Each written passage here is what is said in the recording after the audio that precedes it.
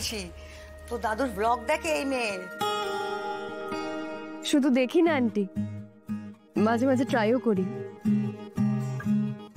আমি রান্না করে দিদি আর বাবাকে খাওয়াইও। হ্যাঁ সত্যি? মানে বাবার ব্লগ দেখে রেসিপি বানিয়ে তুমি খাইয়েছো বাড়িতে? বাবা বাবা জানলে কি খুশি। এই বাবা কখন আসবে? 3টের মধ্যে এসে যাবে? হ্যাঁ ব্যাস, তাহলে কথাই নেই। শোনো, খাওয়া দাওয়া করে একটু বিশ্রাম নেবে, বাবা আসবে, তার সঙ্গে আলাপ করে তবেই যাবে।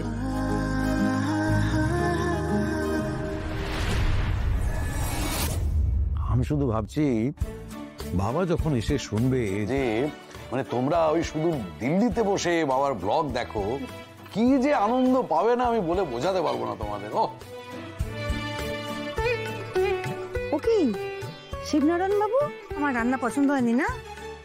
না না, যথেষ্ট। তবে হ্যাঁ, রান্নাটা কিন্তু চমৎকার হয়েছে। খাও আন্টি, আপনি যেমন আমাদের রান্না করে খাওয়াচ্ছেন, আমিও কিন্তু খাওয়াতে চাই। নিশ্চয়ই খাবো একদিন। আমার মায়ের রান্নার খাতা নেই, তবে বাবার সব মনে আছে। এখন বাবার মুখে শুনে শুনে মায়ের রেসিপি শিখতাম।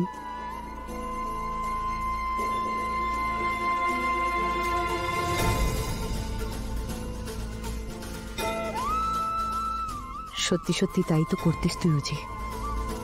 এভাবে মিথ্যের মধ্যে কিছুটা সত্যি মিলিয়ে দিলে মিথ্যে আরো বেশি সত্যি বলে মনে হয়।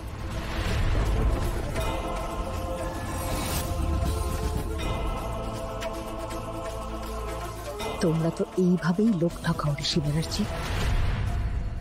আপনাকে নিশ্চয়ই একদিন আসতে হবে। কেমন? আসতেই হবে। আপনি এত ভালো রান্না করেন, আপনাকে তো খেয়ে বলতে হবে আমি ভালো রান্না করি কিনা। নিশ্চয়ই যাব, একদিন যাব আর ভালো করে খাবো। কিন্তু আমার আগে থেকে কেমন একটা ধারণা হচ্ছে যে তুমি খুব ভালো রান্না করো। কেন? সেটা তো ক্রমশ প্রকাশ্য। হ্যাঁ, তুমি যখন আমাকে গুছিয়ে রান্না করে খেতে দেবে, তখন আমি খেতে খেতে না হয় বলবো কমপ্লিমেন্টটা। হ্যাঁ,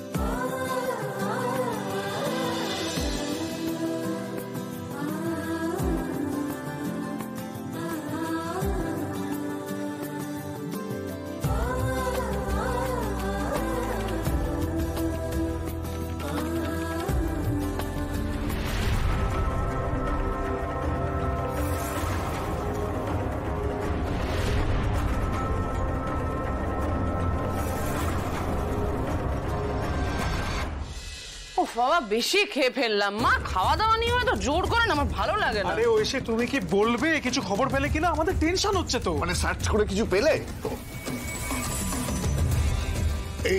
এই কোম্পানির চেয়ারম্যান শিবনারায়ণ সে মেয়ে দুটোর বাবা। হ্যাঁ হ্যাঁ বুঝেছি। আর ওই বোনটা পার্টনার?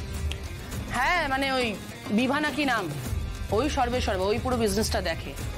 ইনফরমেশন টেকনোলজি, ও ইনফরমেশন টেকনোলজি নিয়ে পড়াশোনা করেছে। তার মানে মেয়েটা যা যা বলেছে সব ঠিক বলেছে? 100% ঠিক। আরে বাবা, আমি তো তোমাদেরকে বলছি, দিল্লিতে আমার যা জানা জানা লোকজন রয়েছে, আমি তাদের সবার থেকে খবর নিয়েছি।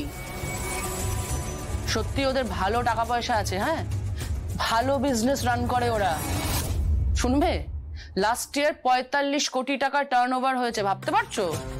ও বাবা, এ তো ভালো পয়সা।